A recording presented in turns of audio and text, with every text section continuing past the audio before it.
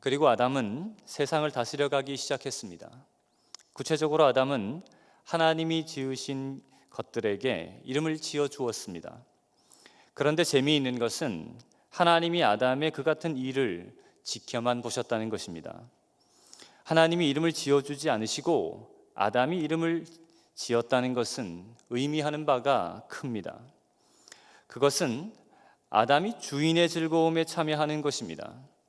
그것은 온전하지 못하지만 아담이 주인의 자격으로 세상을 다스리며 살아가고 있다는 것입니다. 이처럼 하나님은 처음부터 아담을 세상의 주인으로 세워가고자 하셨습니다. 다만 조건이 있다면 그것은 아담이 생명나무를 취하며 살아가는 것입니다. 그러니까 매일매일 하나님과 동행하는 것입니다.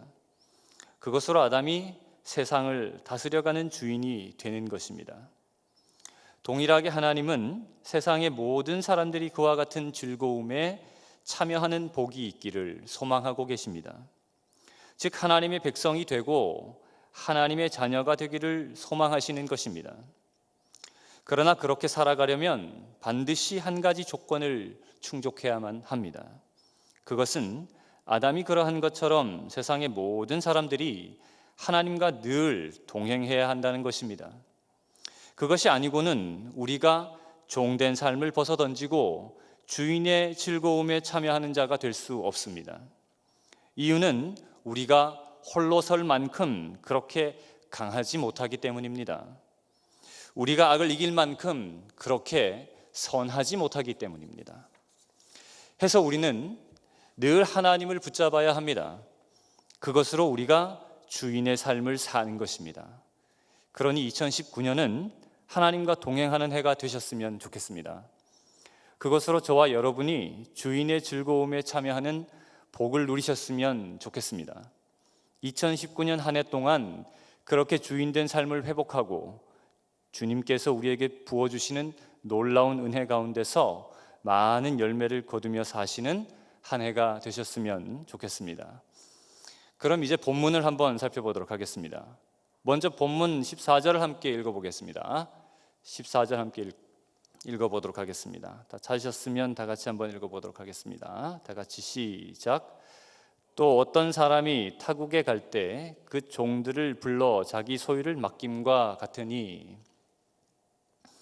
지금 예수님은 제자들에게 비유하십니다. 자신이 이 땅에 머물 날이 얼마 남지 않았기 때문입니다. 그래서 이 세상을 어떻게 다스려 가야 하는지 제자들에게 가르쳐 주고자 하십니다. 지금 말씀이 바로 그러한 이야기입니다. 특별히 25장은 천국에 관한 두 가지 비유를 기록하고 있습니다. 그러니 14절부터 30절까지 기록된 두 번째 비유도 여전히 천국에 관한 이야기입니다. 그러니까 천국, 즉 하나님의 나라를 어떻게 다스려 가야 하는지 묘사하고 있는 것입니다. 그러니 본문에 어떤 사람이라고 기록되었지만 그것은 하나님이신 예수님이고, 본문에 기록된 소유는 하나님의 것으로 이 세상을 의미합니다. 그리고 종들이라고 표현했지만 그것은 땅을 다스리고 번성케 하는 명령을 받은 아담의 후손들입니다. 즉 이 땅에 존재하는 많은 사람들에게 하나님이신 예수님께서 지금 말씀하고 계신 겁니다. 그런데 그 사람들에게 예수님께서 다음과 같이 비유하셨습니다. 본문 15절인데요. 제가 한번 읽어보도록 하겠습니다. 각각 재능대로 한 사람에게는 금 5달란트를, 한 사람에게는 2달란트를, 또 한 사람에게는 1달란트를 주고 떠났더니. 하나님께서 세 사람에게 소유를 나누어 주셨습니다. 그런데 그것은 공평하지 않습니다. 각자의 재능에 따라 어떤 사람에게는 많은 달란트를, 또 어떤 사람에게는 상대적으로 적은 양의 달란트를 나누어 주셨습니다. 하지만 그것은 모두 충분한 것입니다. 왜냐하면 한 달란트가 보통 6천 드라크마, 그러니까 일반적으로 노동자의 20년치 일당에 해당하기 때문입니다. 이걸 구체적으로 한번 이야기해 보면, 제가 학교 다닐 때, 학교 있을 때 학교 선생님들이 늘 하던 말이 계셨습니다. 그것이 뭐냐 하면 자기가 은퇴하면 살 길을 좀 찾아야 된다, 그런 이야기를 하시는 거죠. 그래서 우스갯소리로 어떤 여자 선생님께서 저한테 이렇게 이야기하셨습니다. 베스킨 라빈스를 개업하겠다고 말이죠. 그런데 이걸 한번 계산해 보니까 이 아이스크림 장사를 하는데 하나를 낼 수 있는 돈이 아니라 4개에서 5개의 대리점을 낼 수 있는 돈이라는 것이죠. 약 20억에 해당하는 돈이 바로 그 돈입니다. 그러니까 그것은 충분히 해볼 만한 인생이라는 것입니다. 충분히 장사해볼 만한 양의 것이라는 것입니다. 다시 말해서 그것은 장사하기에 부족함이 없는 돈이라는 것입니다. 그것은 장사하는 데에 넘치는 돈입니다. 그런데 성경은 그것보다 5배 혹은 2배를 더 받은 사람이 있다고 또 말하고 있습니다. 그런데 자신의 소유를 각각 나누어 주고는 주인은 손이 닿지 않는 먼 나라로 떠났습니다. 그러니 이제는 주인의 소유가 종들에게 고스란히 맡겨진 것입니다. 그리고 종들이 어떻게 하는지에 따라서 주인의 재산이 결정되는 것입니다. 해서 성경은 그 종들이 각자 어떻게 행동했는지 이어 기록하고 있습니다. 성경은 특별히 먼저 많이 받은 자에 관해서 언급하고 있습니다. 구체적으로 5달란트 받은 사람, 그리고 2달란트 받은 사람은 그것을 어떻게 했습니까? 그것을 투자했습니다. 그것도 한치의 주저함도 없이 그렇게 했습니다. 사실 이것은 굉장히 놀라운 것입니다. 엄청나게 많은 돈인데도 불구하고 주저함이 없었다니 놀랍습니다. 그런데 1달란트 받은 사람은 어떠합니까? 본문 24절과 25절인데요. 함께 한번 읽어보도록 하겠습니다. 24절과 25절인데요. 찾으셔서 함께 한번 읽어보도록 하겠습니다. 다 찾으셨습니까? 다 같이 한번 읽어보도록 하겠습니다. 다 같이 시작. 1달란트 받았던 자는 와서 이르되 주인이여 당신은 굳은 사람이라 심지 않은 데서 거두고 해치지 않은 데서 모으는 줄을 내가 알았으므로 두려워하여 나가서 당신의 달란트를 땅에 감추어 두었나이다. 보소서 당신의 것을 가지셨나이다. 맞습니다.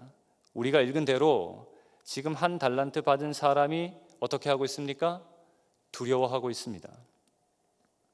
이유는 하나님이 굳은 사람, 즉 구두쇠 같다고 생각했기 때문입니다. 하나님을 착취하는 자라고 생각했습니다. 하나님이 우리를 못 살게 구는 분이라고 그렇게 생각했습니다. 그러니 유추해보면 1달란트 받은 사람은 주인과 관계가 그렇게 좋지 못한 사람입니다. 즉 하나님과 화평하지 못한 사람입니다. 그러니 비교적 적은 양의 달란트를 받았음에도 불구하고 그 사람은 투자하지 않습니다. 책임을 물을 것이라 생각하니 겁이나 땅을 파고 그만 묻어두는 것으로 자신에게 맡겨진 사명에 대한 책임을 회피하고자 한 것입니다. 그런데 하나님은 어떤 분이십니까? 본문 16절과 17절인데요. 이것은 제가 한번 읽어보도록 하겠습니다. 5달란트 받은 자는 바로 가서 그것으로 장사하여 또 5달란트를 남기고 2달란트 받은 자도 그같이 하여 또 2달란트를 남겼으되. 읽은 본문을 보니 장사한 자는 모두 남김이 있습니다. 하나도 잃어버린 것이 없습니다. 신기하게도 받은 양만큼 한결같이 남겼습니다. 한치의 오차도 없이 그러합니다. 뿐만 아니라 더욱더 놀라운 것은 본문 21절과 23절에서 기록된 것과 같이 그렇게 남김이 있는 종들에게 주인이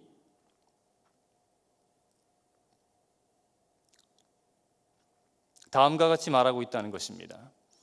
본문 21절인데요. 한번 함께 읽어보도록 하겠습니다. 21절입니다. 다 찾으셨습니까?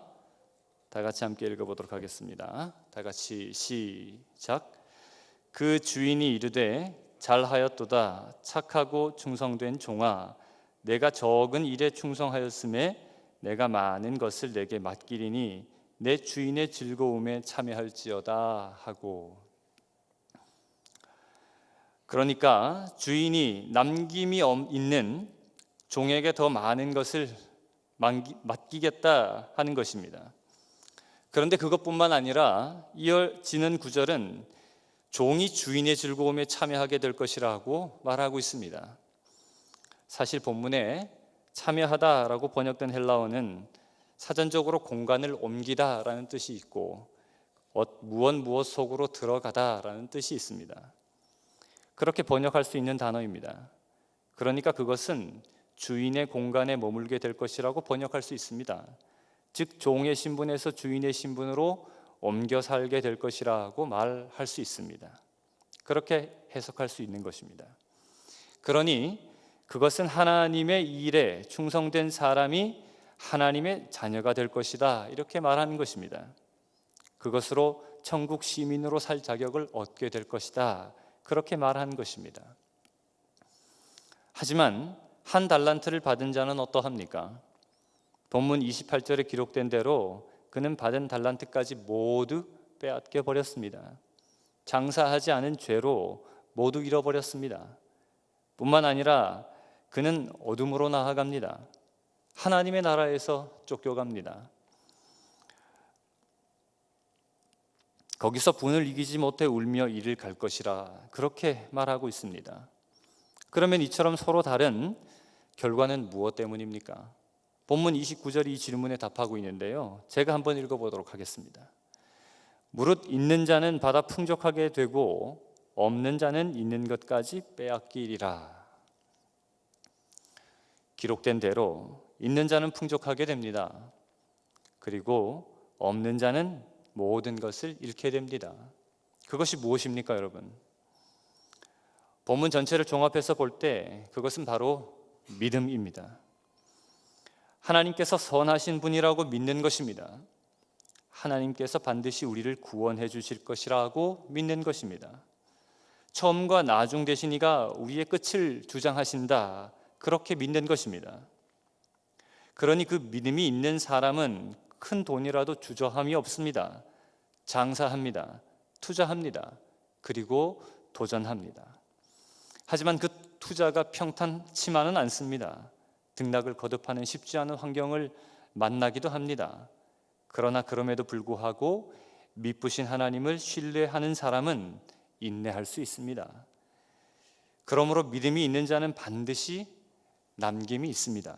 그것이 투자의 법칙입니다. 하지만 그 같은 믿음이 없는 자는 적은 돈이라도 장사하지 못합니다. 이유는 그것마저 잃게 될까 두렵기 때문에 그렇습니다. 그러면 하나님께서 벌하실 것이라 염려하기 때문에 그렇습니다. 그러니 그냥 묻어둡니다. 장사하지 않습니다. 도전하지 않습니다. 결과적으로 그는 아무것도 남길 것이 없습니다. 뿐만 아니라 모두 빼앗겨 버리고 맙니다. 이처럼 투자하면 무조건 남는 장사가 있습니다. 그리고 반대로 투자하지 않으면 있는 것까지 모두 잃게 되는 장사가 있습니다. 여러분, 그것이 무엇입니까? 투자하면 무조건 남기는 장사가 있고, 투자하지 않으면 있는 것까지 모두 빼앗겨 버리는 것, 그것이 무엇입니까, 여러분? 그것은 바로 인생이라는 장사입니다. 사실 인생은 도전하면 절대 손해보지 않습니다. 그것은 성공이든 실패든 모두 남김이 있습니다. 그런 장사입니다. 그것은 반드시 성공이든 실패든 자람이 있습니다. 오히려 실패는 그것을 이겨낼 수만 있다면 성공보다 더 큰 자람을 허락합니다. 하지만 두려움에 사로잡혀 투자하지 못하면 인생은 그냥 사라져버리고 맙니다. 어떤 것도 남길 것이 없습니다. 그것이 인생이라는 장사입니다. 그저 허무할 뿐입니다. 인생이 원래 그렇습니다. 그러니 인생은 꿈꾸고 도전하는 자의 것입니다. 실패를 두려워하지 않고 끊임없이 나아가는 자의 것입니다. 그러면 그 인생은 더 이상 종의 인생이 아닙니다.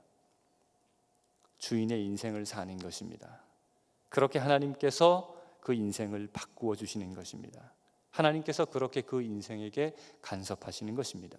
하나님께서 그렇게 일하시는 것입니다. 하나님께서 그렇게 끝까지 신실하게 그를 지켜가시는 것입니다.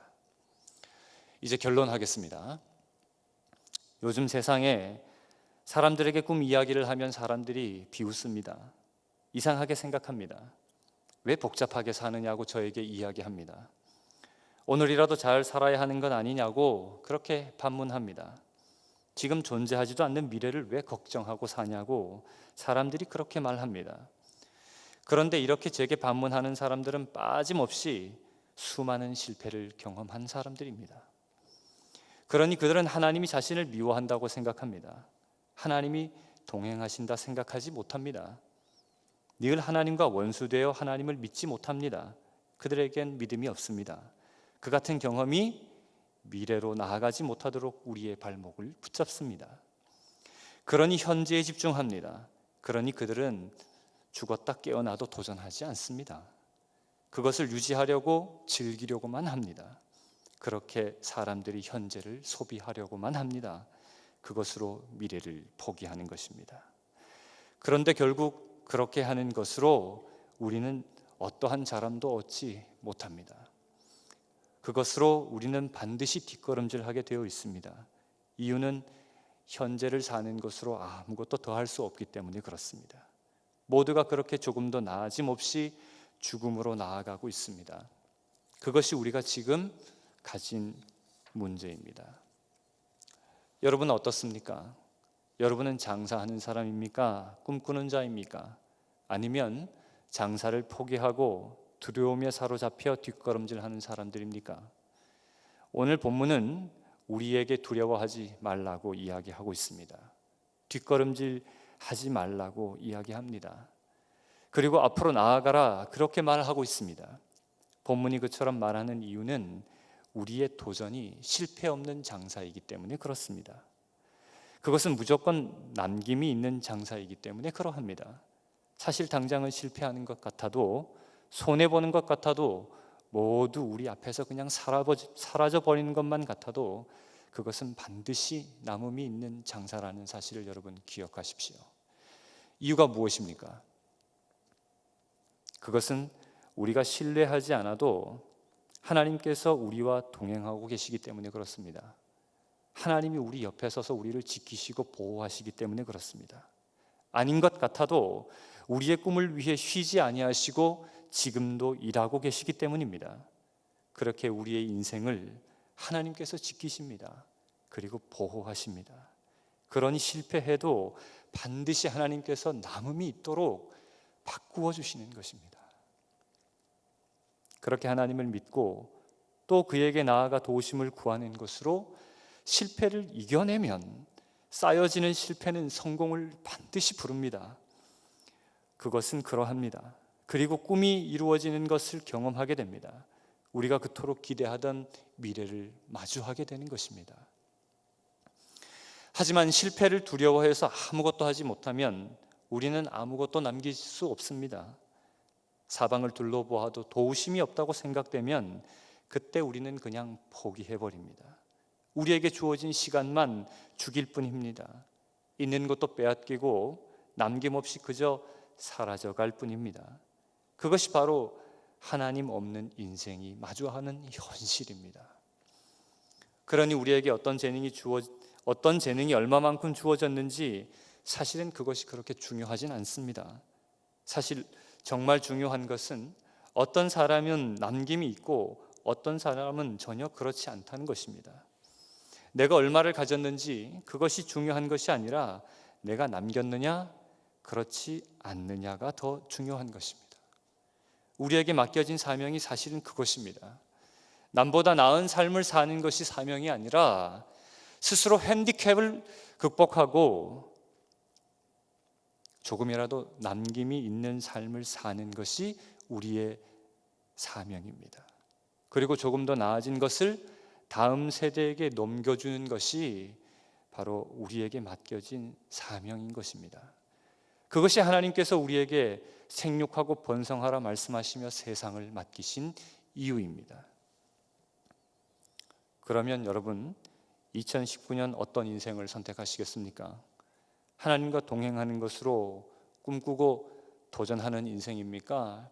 아니면 두려움에 사로잡혀 이도 저도 하지 못하다 그냥 사라지는 인생입니까? 혹은 하나님과 동행하는 것으로 꿈꾸고 조금이라도 남김이 있는 인생입니까? 아니면 비교의식에 사로잡혀 아무것도 남기지 못하고 그저 무너져 내리는 인생입니까?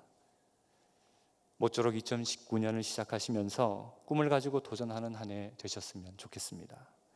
그리고 그 꿈이 이루어질 것이라고 믿으셨으면 좋겠습니다. 뿐만 아니라 그 꿈을 위해 일하시는 하나님을 붙잡으셨으면 좋겠습니다. 하나님의 말씀을 사모하고 그것을 읽고 지키며 사셨으면 좋겠습니다. 그리고 매일 새벽 잠을 깨우며 약속하신 꿈을 위해 하나님께 나아가고 기도하셨으면 좋겠습니다.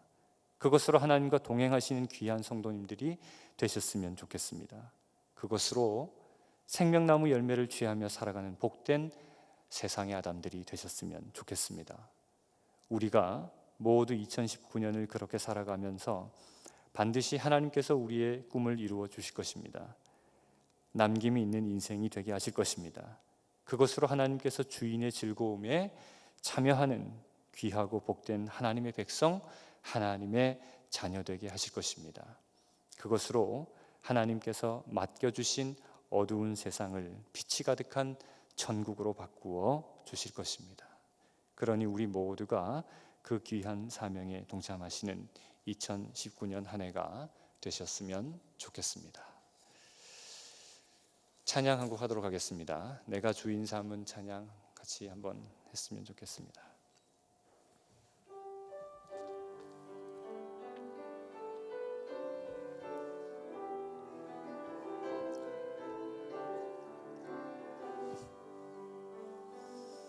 내가 주인 삼은 모든 것 내려놓고 내 주 되신 주 앞에 나가 내가 사랑했던 모든 것 내려놓고 주님만 사랑해. 다시 한번 내가 주인 삼은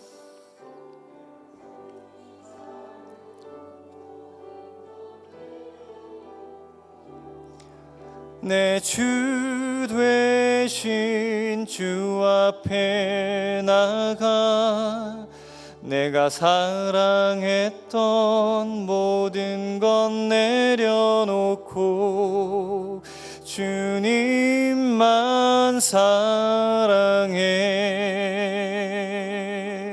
주 사랑 거친 풍랑에도 깊은 바다처럼 나를 잠잠케 해. 주 사랑 내 영혼의 반석 그 사랑 위에 서리. 다시 한번 내가 주인 삼은 모든 것 내려놓고 내 주 되신 주 앞에 나가 내가 사랑했던 모든 것 내려놓고 주님만 사랑해. 주 사랑 거친 풍랑에도 깊은 바다처럼 나를 잠잠케 해. 주 사랑 내 영혼의 반석 그 사랑 위에 서리. 다시 한번 주 사랑 사랑 거친 풍랑에도 깊은 바다처럼 나를 잠잠케 해. 주 사랑 내 영혼의 반석 그 사랑 위에 서리. 오늘 함께 다 같이 기도했으면 좋겠습니다. 먼저 받은 말씀을 두고 우리 함께 기도하셨으면 좋겠습니다. 앞이 보이지 않아도 우리가